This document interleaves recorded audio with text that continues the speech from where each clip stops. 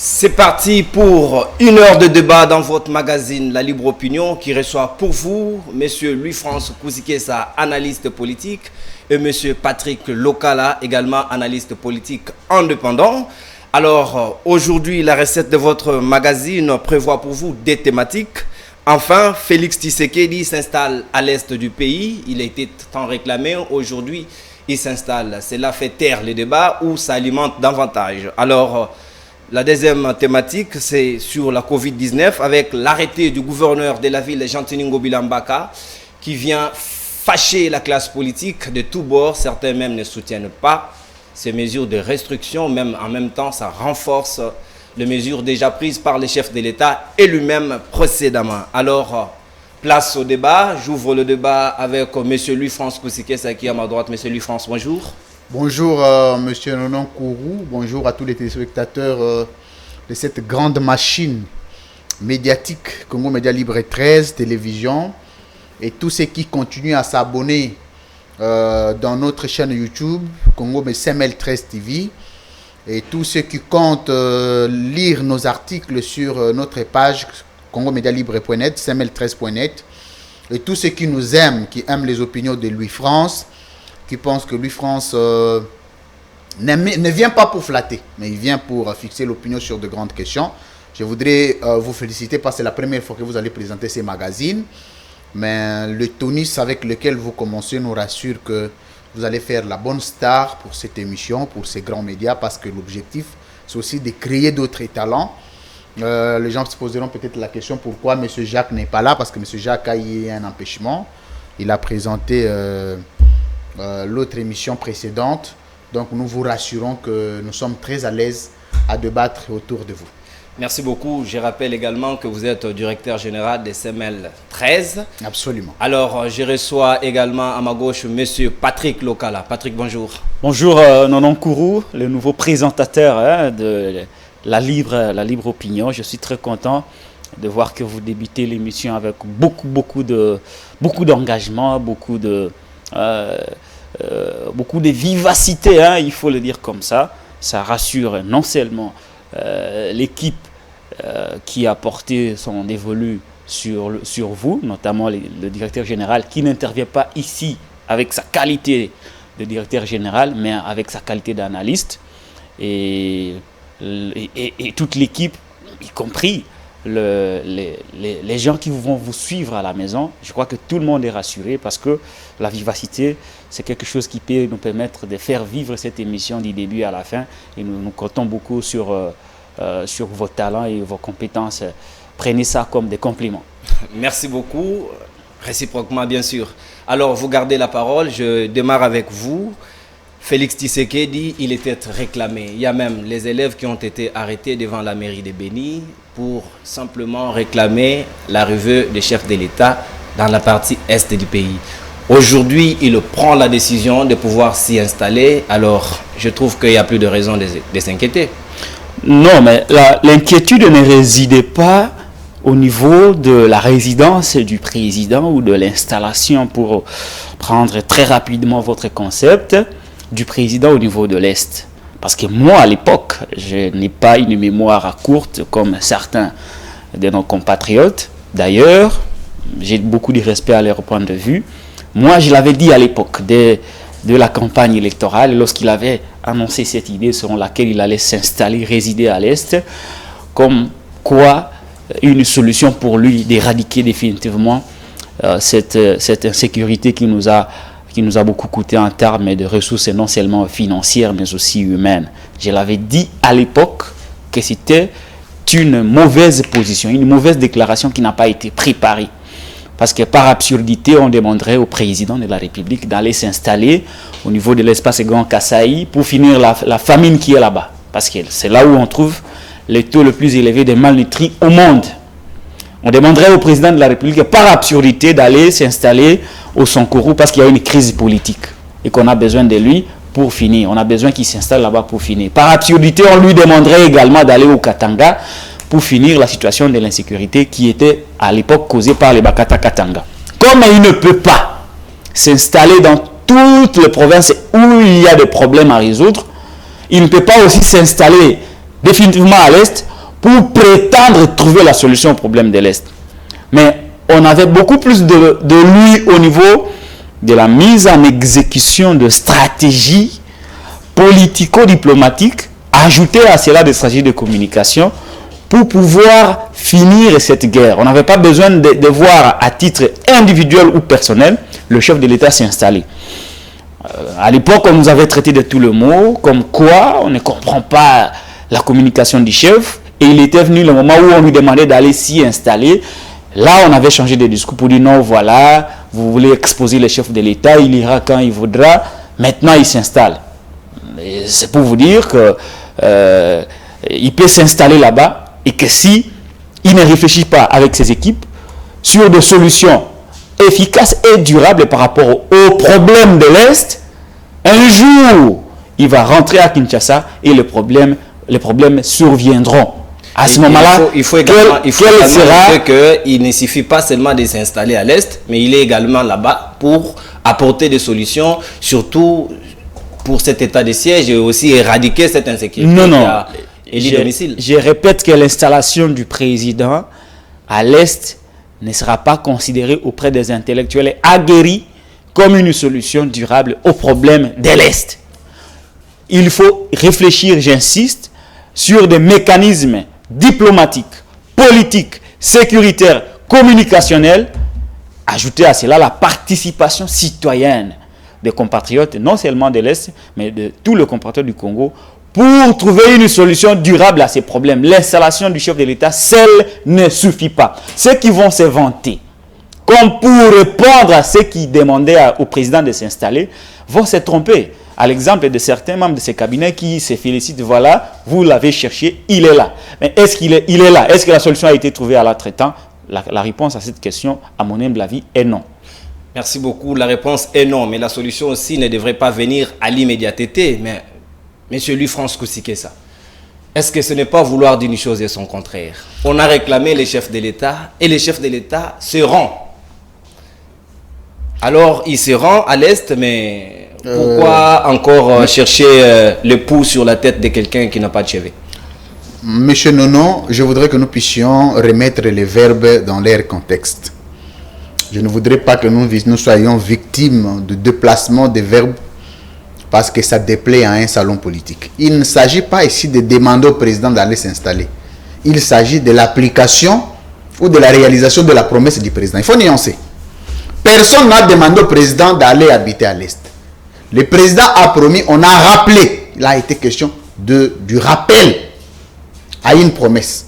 Je ne vois pas quelqu'un qui a rappelé la promesse de quelqu'un doit porter la croix du monde. Parce que vous avez rappelé à quelqu'un avoir promis quelque chose, vous devez devenir l'homme à battre. Non, ce n'est pas le problème. Nous devons dire à l'opinion que nous avions rappelé, nous et le peuple congolais, nous avions rappelé au président de la République, chef de l'État, d'exécuter à ses promesses. Et ceci étant fait, je ne vois pas les débats. Mais je voudrais revenir sur cette fameuse cellule de la communication présidentielle qui a quand même réagi sur base d'un tweet.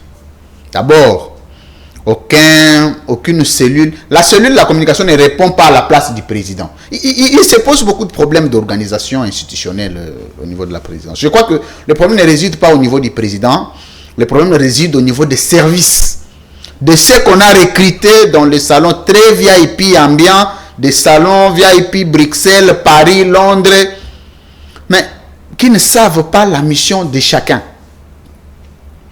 On a écrit dans ce tweet, on dit, maintenant qu'on a autant réclamé le président d'habiter, d'abord je voulais leur dire que personne n'a réclamé au président, on a rappelé au président de revenir à ses promesses, maintenant qu'il l'a fait, on n'entend plus, les gens faire un débat dessus, nous vous attendons parler. Je voudrais donner une très petite notion importante qui doit être imposée. C'est une notion qu'il faut imposer parce que quand il y a un vide, il faut imposer. On peut prendre ça comme on veut. La notion de la communication à la notion de l'information. Ça paraît un mythe pour le fameux cellule, ce que Patrick Lokala appellerait les pseudo-conseillers en communication, le pseudo-cellule de communication. Qu'on recrute sans critères. Lorsque vous parlez de la communication, le président public, quand il promet, il dit j'habiterai Goma, je ne serai le vrai président que quand je mettrai fin à la guerre à l'est du pays. S'il ne réalise pas sa promesse, le président public est dans ce que nous appelons l'information. L'information repose comme un fait socialement significatif, repose sur le principe d'intérêt public. Quand le président promet comme institution dont la parole vaut une force de loi, promet et qui ne réalise pas, c'est une information qui concerne l'ensemble de la population congolaise. Pourquoi le président n'a pas réalisé? Est-ce il était dans une défaillance des mécanismes juridiques et fonctionnels? Est-ce il a été question de la volonté? Est-ce il a été question du contexte politique? Ça nous intéresse. Ça, c'est l'information. Mais quand le président arrive à réaliser sa propre promesse, ça, c'est une communication. Et la communication qui est définie parce que il faut faire un petit exercice, poser la question sur la définition de ces concepts. La communication, on t'appelle chargé de communication, le conseiller en communication. Mais il faut arriver à définir les concepts communication.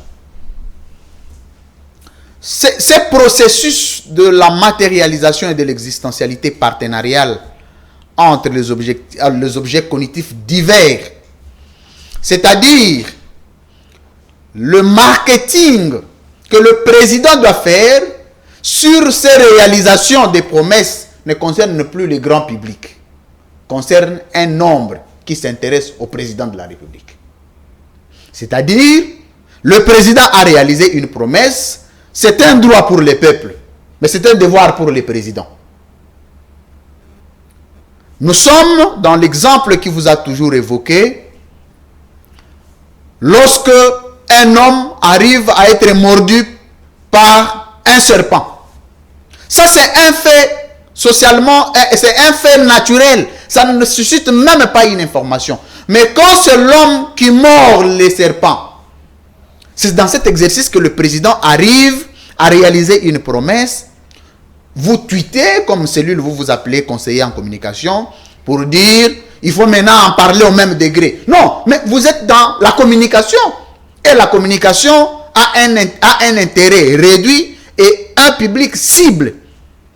C'est un enseignement qu'on devrait imposer parce qu'ici, à la libre opinion, il y a non seulement les opinions, il y a aussi l'enseignement. Bon, on peut prendre ça comme on veut. Je reviens maintenant à rappeler un contexte important. On va prendre ça du Patrick et Louis-France quand il se voit. C'est des prétentieux. Non, mais il a toujours dit, j'avais aimé ce que Patrick Lokala avait dit dernièrement, que lorsque la prétention nous amène à la connaissance et à changer des choses, il faut prendre ça comme une prétention positive. Ça, c'est très important. Il faut en faire un livre dedans. Je reviens à rappeler les contextes du droit international. Parce que nous allons maintenant transcender, nous allons quitter la dimension communicationnelle qui est générique, aux enjeux et jeux du droit international sur la guerre à l'est du pays et du déplacement diplomatique du président de la République. C'est une matière très importante. Bien évidemment, avec cette matière-là... Je crois que là, vous m'interrompez, mais quand je reviendrai... Je ne vous interromps pas. On aura besoin parce qu'il faut donner un enseignement. Je voulais vous permettre... Non, s'il vous plaît, s'il vous plaît, monsieur Louis-France, je voulais vous permettre de garder votre souffle. Merci beaucoup. Le temps d'entrer dans le vif du sujet. Merci beaucoup. Alors, monsieur Patrick Lokala, vous savez que l'arrivée du chef de l'État dans la partie est du pays, ce n'est pas seulement pour une visite touristique, mais également il est allé pour trouver de vraies solutions au problème de l'insécurité. Il a déjà décrété l'état de siège. Aujourd'hui, nous allons à la deuxième prorogation. Alors, vous ne voyez pas, avec la mafia qui a été dénoncée il n'y a pas longtemps par lui-même au sein de l'armée, tant que lui-même s'est installé dans la partie Est, ce n'est pas pour faire peur à tous ceux qui pouvaient torpiller les biens des militaires qui sont au front, de bien vouloir faire le travail comme il se doit. Bon, écoutez, il y a une dimension qui a échappé à ce qu'on va appeler ces experts de la communication au niveau de la présidence. Vous savez, il y a un problème qui se trouve au niveau de la nature des personnes qui composent l'équipe de communication du chef de l'État. Lors du recrutement, il s'est posé un problème de profil. On a pensé que recruter des journalistes qui étaient chez notre concert RFI, chez la concert au Capi et dans certains médias congolais. Mais Eric Nundou, on allait en faire... Mais non, quand même. Non, mais attendez. Ouais. On allait en faire la cellule de communication du président, une équipe composée d'experts en la matière. Non. Il ne suffit pas d'être un bon présentateur, un bon journaliste, pour devenir un expert en communication. Faut-il encore avoir des spécialisations, mener des recherches, comme le fait souvent mon co-débatteur Louis-France Kouzikessa, pour devenir en réalité un expert en communication. Et lorsque vous prenez cette histoire-là, vous prenez les Kassongo, Mayamba, vous prenez les Tina, vous prenez mon aîné, que je respecte beaucoup, Giscard Koussema et tout le reste, ce n'était que de bons journalistes. Ce sont de bons journalistes qui sont là, peut-être pour faire des articles élaborés, peut-être que pour accompagner le président dans la couverture médiatique, mais je ne le vois pas très souvent au niveau de la conception de stratégie de communication. Ce qu'on a appelé, il y a tout un coup qu'on donne à l'IFASIC, l'étude comparée des politiques de communication. Au cours de cet enseignement, on apprend aux communicologues comment concevoir des stratégies pour répondre justement aux problèmes qui se posent. Mais très souvent, là où je vais vous démontrer les manques de compétences de cette équipe de communication, c'est que lorsqu'on demande au chef de l'État d'aller habiter, parce qu'il a fait une promesse, il a promis qu'il habiterait à l'Est pour résoudre le problème. Le problème prend une autre ampleur. La population rappelle à son président de la République sa promesse d'aller habiter. C'est à ce moment-là qu'il y a un besoin de communication.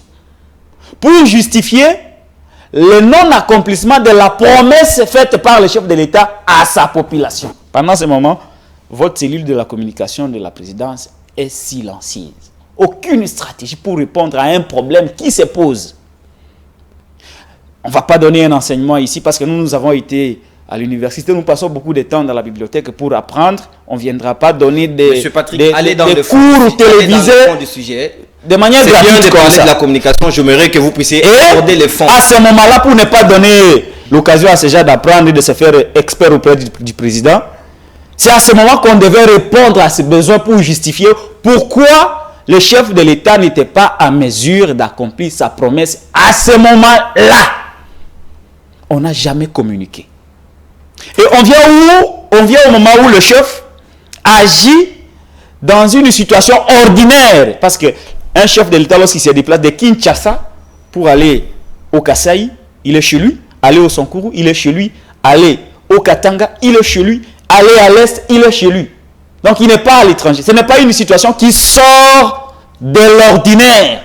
Louis-France a évoqué les principes de ce qui sort de l'ordinaire, qui devient extraordinaire et qui attire l'attention des gens. C'est une opération de routine que de voir un président aller s'installer dans un coin parce qu'il est chez lui. 10 secondes. Oui. Et c'est à ce moment qu'on choisit pour communiquer.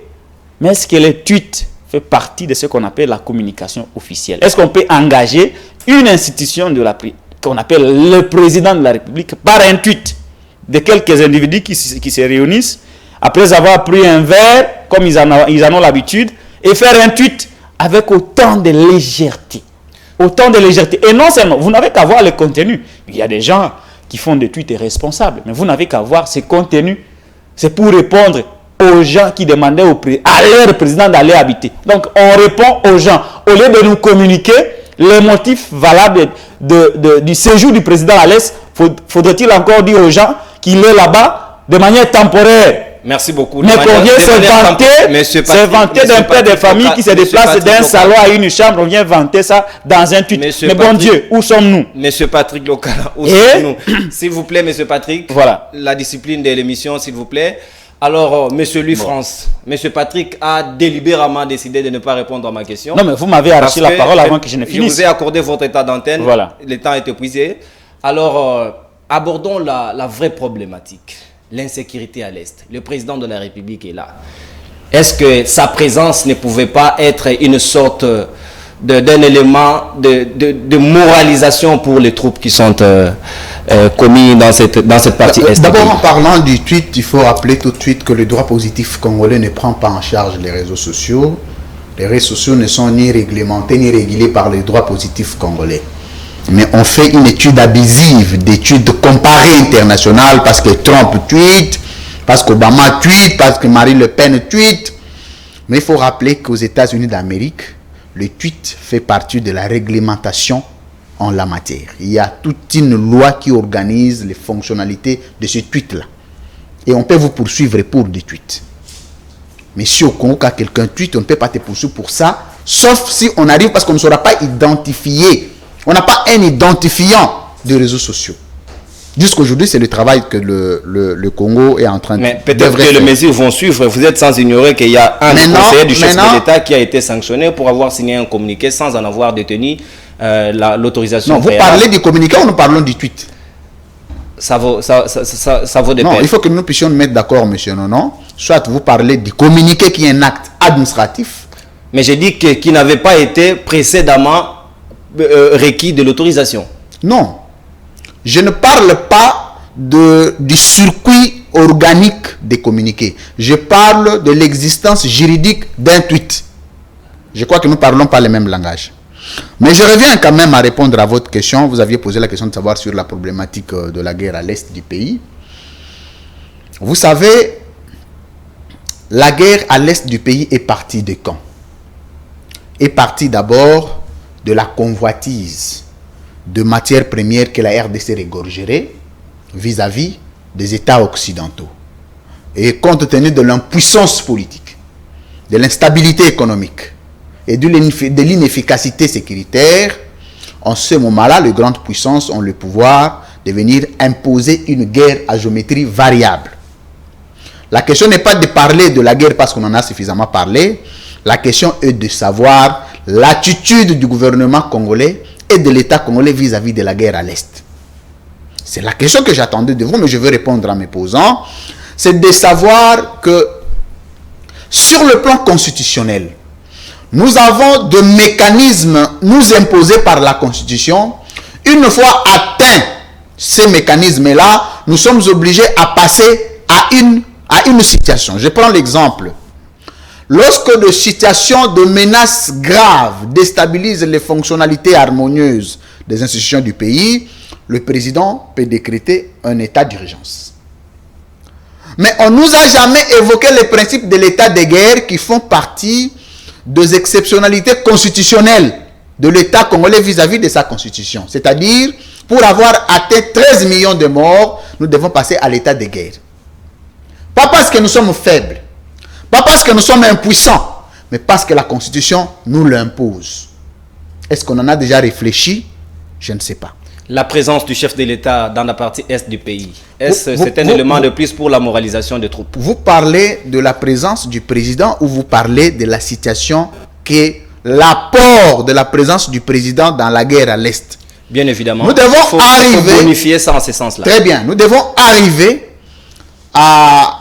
Je ne vais pas dire enseigner, parce que ça va paraître mal pour certains, mais bien pour les autres. Parce que l'enseignement, c'est lorsque vous apprenez un fait nouveau.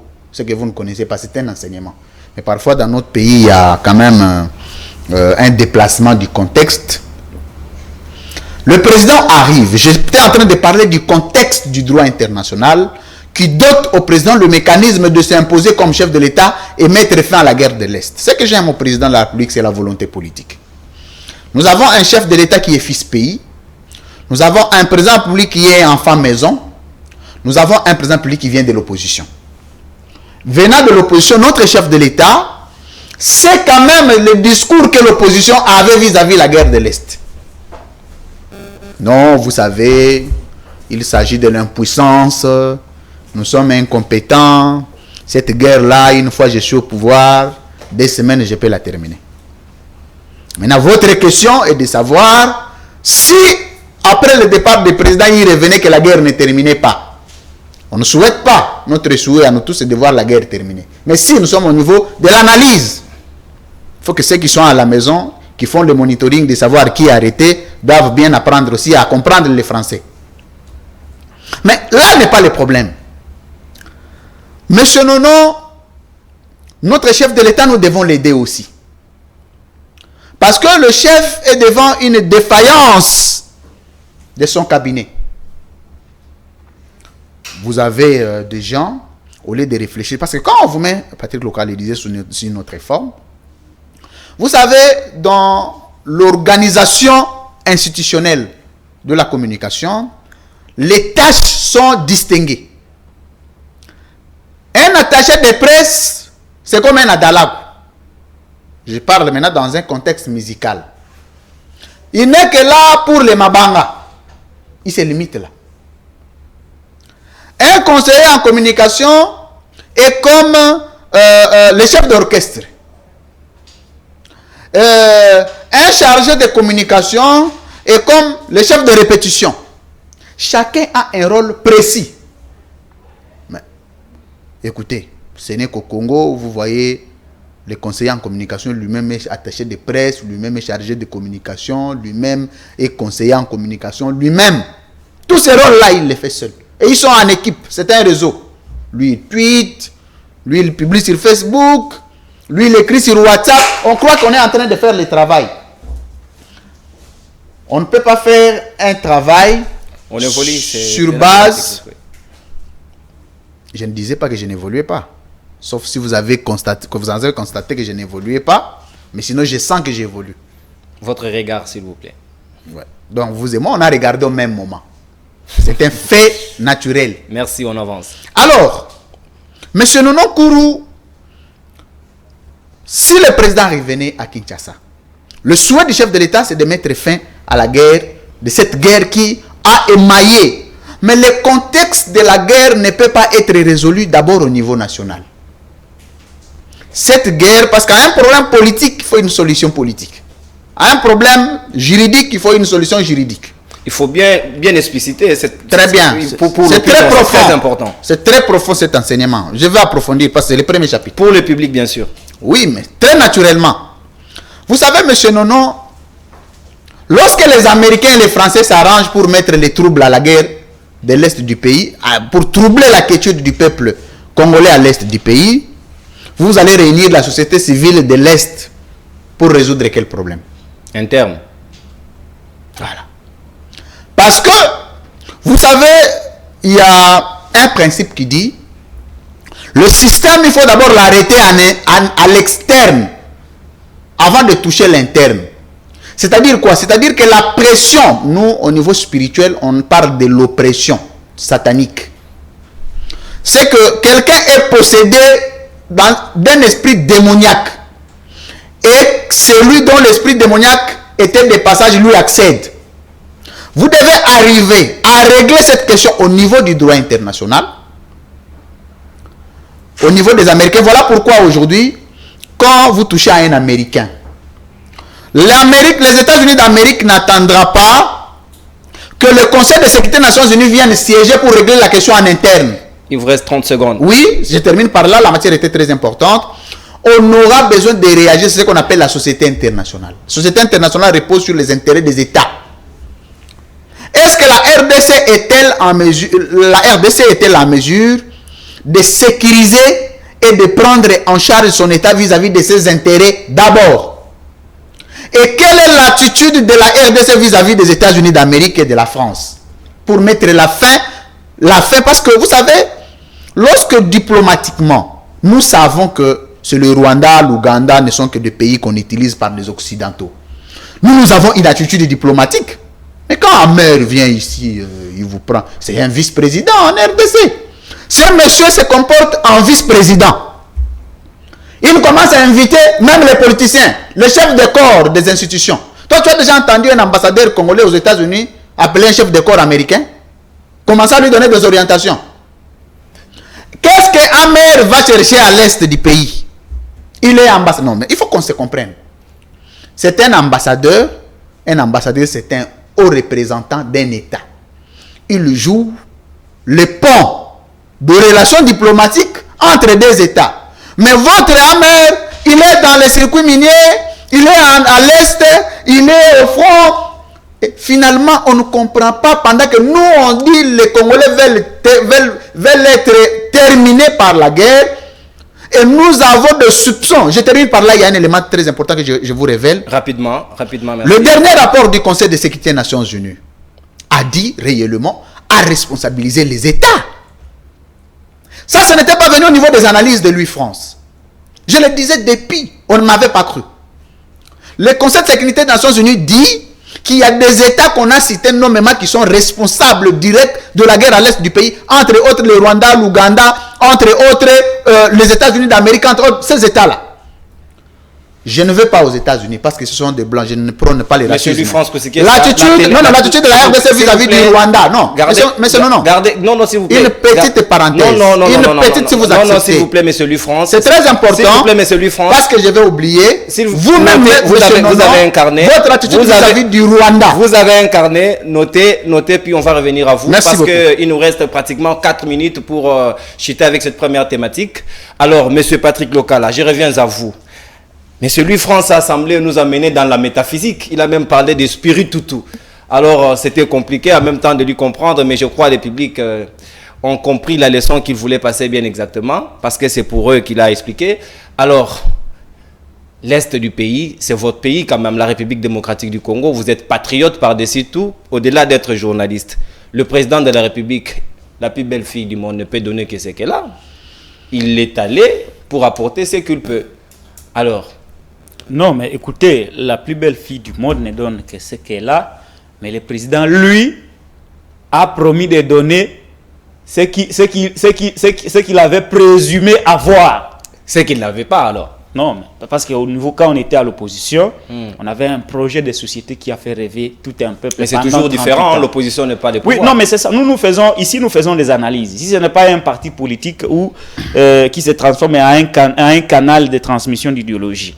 Ah, ça c'est grave. Je vais tenter canal de transmission d'idéologie. Vous m'avez semblé reprocher à lui-France de ne pas expliquer les choses clairement. Même Jésus, à un certain moment, lui qui était fils de Dieu, n'expliquait pas tout à ses disciples. Chacun s'est débrouillé pour comprendre certaines choses par rapport aux paraboles. Mais moi, je vais revenir un peu sur certains faits et expliquer clairement les choses à l'opinion. Nous l'avons toujours dit, ici comme ailleurs, que le président de la République n'est pas un savant. Il n'est pas un magicien. Il n'est pas un prophète. Il n'est pas l'homme le plus intelligent du monde, cher ami. Mais il a l'avantage de s'entourer des savants, des hommes les plus intelligents, des médecins, des conseillers en sécurité, de tous les experts. C'est comme ça qu'il s'est fait un cabinet qu'on appelle la crème des crèmes. C'est-à-dire c'est là où on trouve les sommités intellectuelles sur tous les domaines du pays. Et ce sont ces gens qui font du président de la République un magicien, un savant, un prophète, un homme qui communique mieux que tout le monde, un homme qui est l'homme le plus informé. C'est pourquoi nous disons ceci. Que si le président avait un cabinet qui travaille, le président de la République est égal par rapport à la question de l'Est. Une diplomatie qui peut avoir des volets. Les volets politiques internationaux, là, il faut prendre en compte les aspects hégémoniques tels que Louis-France en avait évoqué, prendre la question au niveau de l'Afrique, au niveau régional, avec le traité, les pactes que nous avons signés avec le Rwanda, bien que vous n'avez pas voulu qu'il puisse aborder la question du Rwanda, voir les accords qu'on a signés, où en est-on, est-ce que nos partenaires, nos voisins sont sincères en matière de respect des signatures. Le président de la République a la diplomatie économique pour déclencher la diplomatie des guerres. Ce sont des stratégies qui devaient être conçues au niveau du cabinet, proposées au chef de l'État, qui donne la volonté politique pour que ces stratégies deviennent effectives sur le terrain. Et si vous évaluez l'apport du cabinet du président de la République par rapport à la diplomatie, au niveau de la politique internationale, au niveau de l'économie, parce qu'il y a une économie de guerre. Parce qu'on doit passer à la deuxième thématique. Non, mais la matière, nous donnons, ce sont des choses techniques. Nous sommes contraints au temps, nous sommes à la télé. Il y a une diplomatie de guerre, il y a une économie de la guerre, c'est là où vous avez évoqué l'envie, la jalousie que génèrent nos ressources naturelles. Cela a créé ce qu'on appelle l'économie de guerre. Cette économie de guerre est au bénéfice de toutes ces firmes internationales derrière qui on trouve de grandes puissances. Et Est-ce qu'il y a une diplomatie de guerre? Parce que pendant la guerre, il y a une diplomatie appropriée. Un État en guerre n'aurait pas la même diplomatie, la même diplomatie qu'un État normal. Un État qui a un fonctionnement des institutions normales. C'est différent. Est-ce que chez nous, on a une diplomatie de guerre? Parce que nous sommes dans une situation de guerre. Lui, France en a évoqué. La Constitution nous l'impose. Parce qu'on a déjà perdu près de 13 millions de morts. Le président de la République égale a une stratégie de défense. Est-ce qu'au niveau de la présidence, on a déjà élaboré une stratégie de défense efficace? Parce que celle qu'on a jusqu'à aujourd'hui ne nous a pas permis de finir la guerre. Ça veut dire qu'il y a lieu que nous remettions à cause la stratégie de défense que nous avons. Mais est-ce qu'au niveau de la présidence, il y a des experts qui ont déjà conçu une autre stratégie de défense par rapport aux forces armées de notre pays? Je ne vais pas entrer dans le domaine de l'armée, c'est une muette. Et lorsque nous évaluons ça, vous trouvez qu'il n'y a rien qui existe. Les moyens financiers, on a un budget maigre. Mais lorsqu'on a une situation de guerre, c'est une situation d'urgence. On a la réserve stratégique. On évalue aujourd'hui une réserve qui s'élèverait à 1,5 milliard de dollars. Mais cet argent doit servir à la guerre que nous menons à l'Est. Mais est-ce que cet argent sert réellement à la guerre? Ce sont des questions que nous posons. D'autant plus qu'il y a des millions qu'on dépense pour acheter les véhicules. Je reviens à la communication. Au départ, nous avons évoqué cette question de la communication.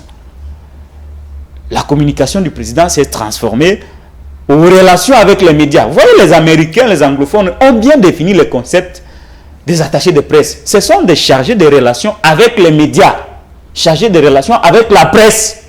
Un chargé de relations avec la presse ne sera pas à mesure de concevoir une stratégie de communication liée à une question de la guerre. Nous sommes agressés à l'Est. Mais est-ce que notre État a déjà développé une communication de la guerre, une communication de crise sécuritaire? Merci. Vous avez vu, merci beaucoup. Je chute par ceci, par le Rwanda. Je sais que vous n'aimez pas le Rwanda. Rapidement. Ne me taxez pas de Rwanda, évidemment, je suis congolais de père et de mère. Avancez.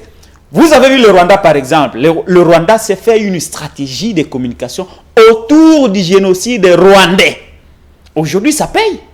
Le Rwanda a fini par obtenir les excuses officielles de la France. Parce qu'il y a une stratégie de communication qu'on avait faite autour de cette crise que le Rwanda avait eue à la suite du génocide. Aujourd'hui, le Rwanda a tiré bénéfice. On s'est victimisé. À force de se victimiser, la France a fini par se relâcher. Mais est-ce que notre État, vos attachés de presse de la présidence, avait-il déjà conçu une stratégie autour de la guerre de l'Est? Et lorsque vous faites la stratégie, il y a une étape dans la stratégie de communication qui est réservée aux relations avec les médias. Mais les services de communication de la présidence procèdent d'abord aux relations avec les médias avant d'élaborer une stratégie de communication. Merci beaucoup. C'est un enseignement. Merci beaucoup, monsieur. Que nous avons le privilège de diffuser gratuitement à CML 13 de télévision. Et il faut dire merci à Louis France qui a installé cette chaîne. C'est pas facile de lui arracher la parole, Patrick. C'est un enseignement gratuit. Pour le public, il faut préciser. Ouais.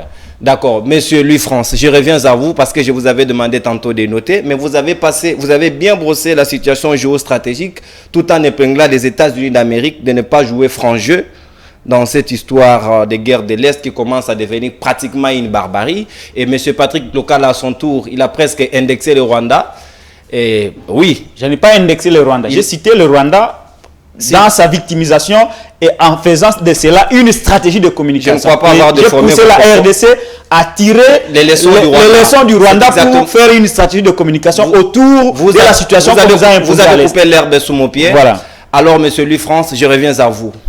Allons en termes de solutions et de propositions. S'il était demandé à vous, Louis France Kousikessa, de proposer une solution, une stratégie, si vous étiez conseiller du chef de l'État, qu'est-ce que vous allez lui dire personnellement pour trouver la solution à ces problèmes d'insécurité dans la partie Est? Et pour que je gagne quoi? Congolais que vous êtes? Non. La congolité ne paye pas. Vous êtes patriote.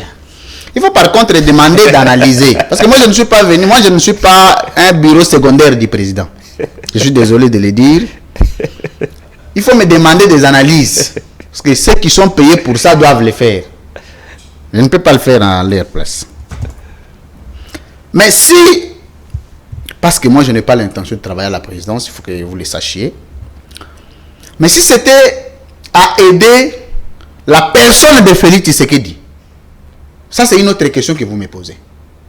Mais quand c'est le président de la République comme institution, décaisse beaucoup d'argent pour les attachés de presse. Ils bouffent, ils ont maintenant des immeubles, ils ont maintenant des biens en Europe. Moi, je dois commencer à réfléchir à leur place. Vous voyez les risques que vous me donnez. Mais la RDC, il faut la sauver. Parce que vous n'aviez pas parlé à la RDC, vous avez parlé de l'institution président qui a déjà engagé là-bas. Je ne suis pas engagé à la présidence. Mais la RDC, nous devons la sauver. Comment nous devons sauver la RDC? Nous devons sauver la RDC tout en mettant chacun à sa place. Selon les attributions, selon la compétence, voilà pourquoi, monsieur Nono, c'est que dans la vie, quand vous faites quelque chose, ne faites pas les népotismes, les fanatismes. Commencez à ramasser les anciennes copines, les anciens amis, les anciens copains, les anciens venir les mettre autour de toi, ça va t'embêter à bien travailler. Les problèmes de la RDC par des institutions que le chef de l'État a appelées mafieuses. Je suis d'accord avec lui. Toutes les institutions sont au niveau de mafia aujourd'hui. Mais comment nous allons sauver la RDC avec cette réputation institutionnelle? Et qu'est-ce que nous allons proposer que les mafieux nous écouteront? Parce que tout ce que tu vas dire va se limiter ici avec les téléspectateurs et puis c'est terminé. La guerre, vous savez quand on rédigeait la charte des Nations Unies, on rédigeait le pacte international sur le droit de l'homme, d'autres traités, conventions, donc d'autres bases juridiques internationales, et dont la RDC a ratifié. Un être humain représente une guerre pour un État. Parce qu'il y a toute une sacralité sur le droit de l'homme. Et le droit le plus prépondérant de tout le droit de l'homme, c'est le droit à la vie. Il n'existe pas un État qui peut rester indifférent, que ce soit vis-à-vis de ses citoyens comme de ses institutions, en arrivant à 13 millions de morts. Soit par un incident malheureux d'un jour, mais pas par des morts progressives. Pas du tout. Mais moi, ce qui m'étonne là où je vais mener mon analyse, c'est au niveau maintenant de l'attitude de cette population victime. Ok? Parce que j'aime ce que le président de la République a dit. Je regrette devant quel type de population nous sommes. Au lieu de nous dire ce que nous devons faire et ce que nous ne faisons pas, les gens commencent à nous chanter Fati Béton. Mais il y a des gens qui continuent à chanter Fati Béton. Ah oui, il a lui-même dit qu'il ne veut pas qu'on fasse de lui un dictateur. Non, non. Pas qu'on fasse. Il a regretté. Il dit nous avons échoué dans notre mission. Mais au lieu que ce peuple nous dise ce que nous devons faire pour l'aider, ce peuple commence à chanter même là où nous avons échoué. C'est pas une malédiction ça. Est-ce que le monde n'a pas maudit ce pays? Je me demande. Parce que quelqu'un vous dit critiquez-moi. Mais vous refusez de le critiquer. Vous commencez à l'ascenser même là où il échoue. Qui vous dit qu'il y a un président qui peut faire 100% dans le monde? Félix Tshisekedi ne saura pas faire l'unanimité. Félix Tshisekedi ne saura pas rendre un bilan 100%. Mais néanmoins, ils ont le courage de dire là où il réussit et là où il échoue. Mais vous verrez qu'il y a des gens qui sont déterminés à ne jamais dire là où le président échoue. Pour la vie. Et il y a des noms, des étiquettes qu'on donne à ceux qui disent que le président a échoué dans telle matière. Mais nous refaisons un petit exercice. Avec vous, bien évidemment. Et les téléspectateurs. Parce qu'il nous reste 1 minute pour conclure cette première thématique. Autant que vous voudrez, mais je crois que vous reviendrez à moi parce que je n'ai pas épuisé mon temps d'antenne. Les 4 secteurs de la vie de la nation que nous avons. Quel est le secteur qui a émergé, dont le peuple peut souffler? Monsieur Nono, parce que nous sommes au plateau ici, vous nous voyez, nous vivons avec les peuples. Nous vivons au milieu du peuple. Mais c'est tout le monde qui se revendique du peuple. Non, il y a des gens qui se revendiquent de la population. Il faut nuancer. L'importance de cette émission, c'est aussi les enseignements dans l'usage disproportionné, l'usage déplacé des concepts. Il y a une population qui est qualifié comme un groupuscule d'individus identifiés dans une structure, dans un parti, dans une tribu, dans une... Voilà, c'est la population. Identifiée. Il ne faut pas que Chibalanzenze vienne nous dire j'ai le peuple. Mika vienne vous dire j'ai le peuple. Tel j'ai le peuple. Maintenant, le peuple appartient à qui? Voilà pourquoi il faut aussi lever les équivoques. Il y a la population. 4 membres de ton parti politique, monsieur, c'est la population. Tu parles au nom de la population de ton parti. Mais le peuple, c'est l'ensemble des 84 millions de Congolais. Vous et moi et monsieur Patrick Lokala y compris. À ce que je sache, tu ne fais pas partie de l'UDPS, non plus de l'AMUCA, non plus du MLC. Je suis journaliste. Mais comment Adolphe Monsieur, tu peux parler en ton nom? Comment? Tu l'as engagé quand? Comment Augustin Kabouya doit engager ton nom? Tu l'as engagé quand? Là n'est pas le débat. Je voulais éclairer pour dire que nous parlons au nom du peuple. Moi, j'ai le droit de parler au nom du peuple. Merci beaucoup. Mais la question que j'ai posée, non. Merci, je crois que vous avez épuisé. La question que j'ai posée, par contre, c'est de savoir. Gardez le micro parce qu'on va passer à la deuxième thématique. Je vais commencer par vous parce que c'est aussi ça la méthodologie de l'émission. Alors, une mort de plus dans la partie est de la République démocratique du Congo, c'est une mort de trop. Alors, nous voulons la paix. Le président de la République est allé là-bas. Il est allé s'imprégner encore davantage de la situation pour apporter des solutions. Ce que nous voulons, c'est la paix dans la partie Est. Mettez-vous, tout le monde, tout ce que vous pouvez apporter pour que la paix revienne dans la partie Est du pays. Je trouve que c'est comme ça que le Congo peut aller de l'avant. Alors, nous revenons dans notre deuxième thématique de l'émission. La Covid-19, l'arrêté de Jean-Tenu Ngobila fâche. Cet arrêté est pris hier. Monsieur Louis-France Kousikessa, vous gardez les micros. Parce que c'est avec vous que nous allons commencer cette deuxième thématique. Jean-Tenu a pris un arrêté hier lundi, renforçant les mesures barrières, les mesures des gestes, surtout pour lutter contre la Covid-19. Alors, toute personne qu'on trouverait sur les rues de Kinshasa à partir de 22h, c'est-à-dire au-delà du temps arrêté pour le couvre-feu, devra payer une amende de 50 000 francs congolais. Si un motard qui se paye le luxe de pouvoir transporter 2 personnes, il devra payer un montant de 20 000 francs congolais. Si on vous prend en train de balader sur le voie publique et que vous n'avez pas porté votre masque ou encore les cache-nez, vous devez payer 10 000 francs alors que précédemment c'était 5 000 francs. Longtemps les Congolais l'ont décrié, on a dit que ça servait, les 5 000 francs servaient pour le poche des policiers, dans la trésor public rien n'y entrait. Alors vous personnellement, Louis-France, en tant qu'analyste politique, est-ce que partagez-vous d'abord l'avis de cet arrêté et puis vous allez approfondir davantage sur ce que sera les sommes qui seront perçues par... J'étais en train de dire que interrogeons, faisons un petit exercice avec la population à la maison. Quel est le secteur de ta vie, toi Congolais, qui est amélioré? Et garde la réponse pour toi-même. Mais en parlant de cette affaire de Covid, vous savez, la légèreté est partie de la gestion. De la gestion, je ne suis pas ici venu faire la démobilisation, mais j'ai l'obligation de dire comme citoyen congolais. On ne nous a jamais dit comment l'argent de Covid, l'argent du peuple a été géré.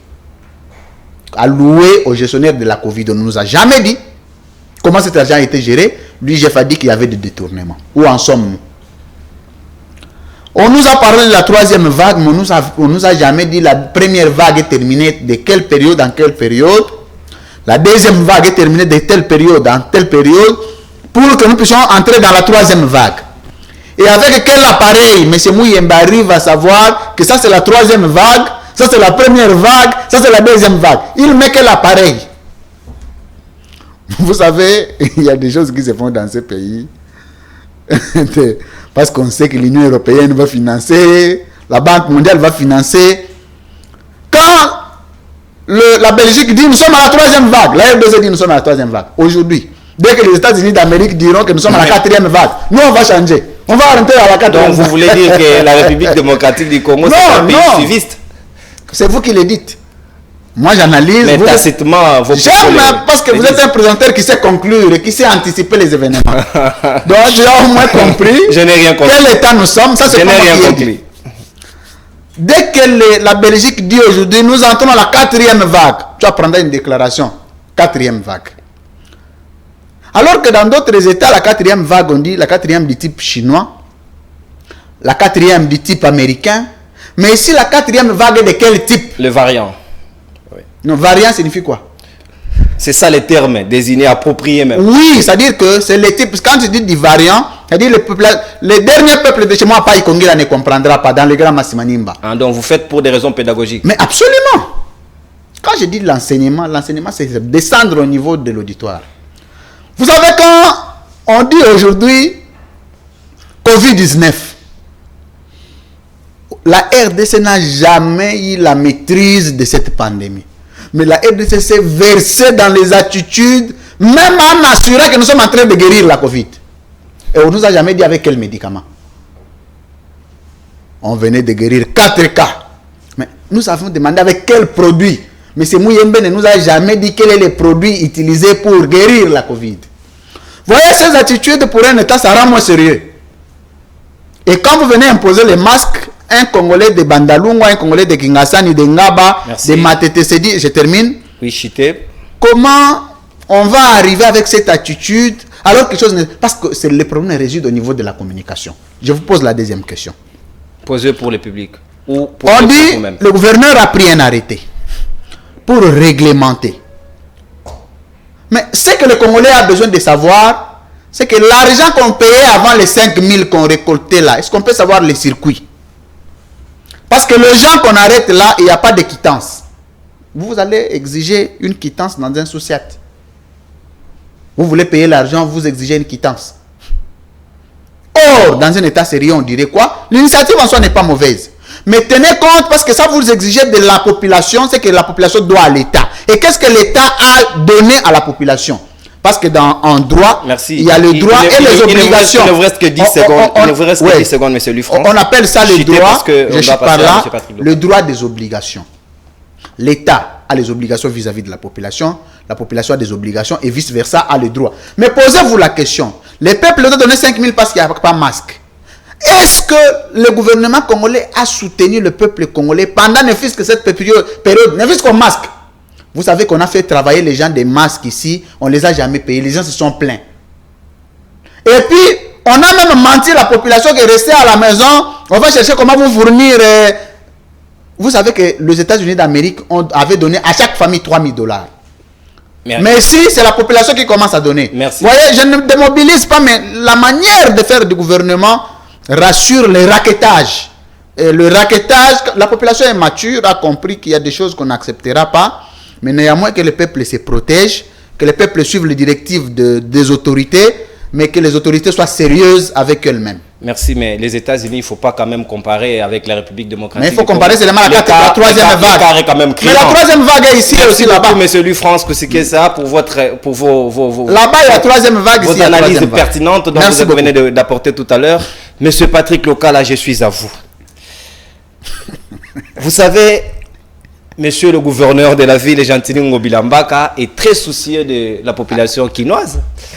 Il dit, mais tiens, ma population ne peut pas couvrir les risques parce que la 3e vague, elle est terrible, elle tue réellement dans le silence. Et il est beau temps de pouvoir prendre des bonnes mesures pour trouver la solution à cette pandémie. Non, mais écoutez, nous devons beaucoup prêcher pour que la population ne prenne pas les actes ou les décisions prises par les autorités comme des faveurs. Non, non, ce ne sont pas des faveurs. Nous n'avons pas à dire qu'il est soucié ou pas. Son devoir, c'est de travailler pour que la population puisse trouver son intérêt. Donc ici, le mot soucier me paraît un peu pas très approprié pour la situation. Bon, maintenant, il y a beaucoup de dimensions. La première dimension, c'est que je demande à la population de respecter les mesures édictées par les autorités parce que la Covid existe. Écoutez, je pousse ici à la culture de respect des décisions de l'État. Ok? Pas parce qu'on nous impose les décisions, Pas parce que Gentilly a pris un arrêté, mais parce que nous voulons nous protéger. Parce que si nous poussons la population à respecter les mesures barrières, et parce que Gentilly en a fait de cela un arrêté pour que ça puisse prendre force d'une décision ou une force de loi, nous allons faire fausse route. Mais il faut plutôt demander à la population de respecter ces mesures barrières, ces gestes barrières, pour que la population se protège elle-même. Parce qu'il y a péril en la demeure. Ça, c'est le premier aspect du dossier. Le deuxième aspect du dossier, c'est que pour arriver à ce que nous avons constaté, c'est-à-dire la décision qui a été prise par Gentilly Ngobila, c'est que il y a eu ce qu'on appelle les prémices. Les groupes de Mouyembe, que Louis France apprécie beaucoup, les groupes de Mouyembe et le reste, se sont réunis pour proclamer la troisième vague. Sans pourtant nous dire les variants. Comment vous aimez les variants? Vous êtes trop intellectuel. Vous êtes terrible. Vous traitez même le groupe de laboratoires. Pardon? Vous traitez le groupe de Mouyembe des laboratoires qui fabriquent des variants. Non, je n'ai pas dit. Le concept est venu de vous. C'est un groupe de savants. Le concept est venu de vous. C'est un groupe de fabricants de variants. Le concept est venu de vous. Vous pouvez l'assumer. Mais moi, j'ai dit que le groupe de Mouyembe nous ont proclamé la troisième vague. Et ils sont allés plus loin pour nous dire que cette troisième vague est plus dangereuse que la première, que la deuxième. Oui, avançons. Et la logique formelle voudrait que l'on prenne des mesures qui sont plus drastiques, plus renforcées que les mesures qui ont été prises lors de la première et de la deuxième vague. Gentilly Ngobila s'est inscrit dans cette logique formelle. Je ne dis pas qu'il a raison ou qu'il a tort, mais je démontre la démarche intellectuelle de Gentilly Ngobila. Il s'est inscrit dans cette logique. Vous me dites, la troisième vague est plus dangereuse. Lors de la deuxième vague, les sanctions étaient telles qu'il fallait payer 5 000 francs lorsqu'on n'a pas porté son masque. Mais cette fois-ci, nous augmentons la sanction. Parce que la troisième vague est plus dangereuse. C'est comme ça qu'on a renforcé toutes ces mesures. Ça, c'est au niveau de la logique formelle, au niveau intellectuel. Maintenant, le troisième aspect du dossier, c'est que, est-ce que ces mesures sont adaptées aux réalités sociales du peuple congolais? Nous avons d'un côté un peuple meurtri par la pauvreté et la misère. On ne mange pas à notre faim. Nous n'avons pas la possibilité de nous acheter ces masques. Nous n'avons pas beaucoup d'entre nous travaillent la nuit pour subvenir à leurs besoins. On limite tout ça. Et de l'autre côté, des mesures qui sont strictes. Quelque part, il y a un écart considérable entre les mesures et les réalités sociales. Tout ce qu'on peut demander rationnellement aux autorités, c'est qu'il faut assouplir les mesures pour que les mesures soient adaptées aux réalités sociales du peuple. Parce que prendre des mesures qui ne seront pas adaptées aux réalités sociales du peuple, le peuple ne sera pas à mesure de les respecter, pas parce qu'il ne le veut pas, mais les moyens à sa disposition ne lui permettent pas de respecter ces mesures. C'est pourquoi nous avons toujours posé ces problèmes de la communication, ces problèmes des décisions qui doivent non seulement être prises, mais des décisions qui doivent être prises tenant compte de réalités de terrain. Merci, tenant compte des réalités des terrains. Monsieur Louis France Kousikessa, merci beaucoup pour votre participation à la Libre Opinion. Monsieur Patrick Lokala, à vous également, merci. Merci beaucoup. Alors, chers téléspectateurs de Congo Média Libre-Tel, nous vous prenons rendez-vous demain à 12h pour un nouveau numéro de votre magazine, La Libre Opinion. En attendant, il faut rappeler de s'abonner à notre chaîne YouTube. Vous devez également vous abonner massivement sur notre chaîne YouTube, Congo Média Libre 13. CML13 TV. Alors, en attendant, restez branchés sur nos programmes. Au revoir.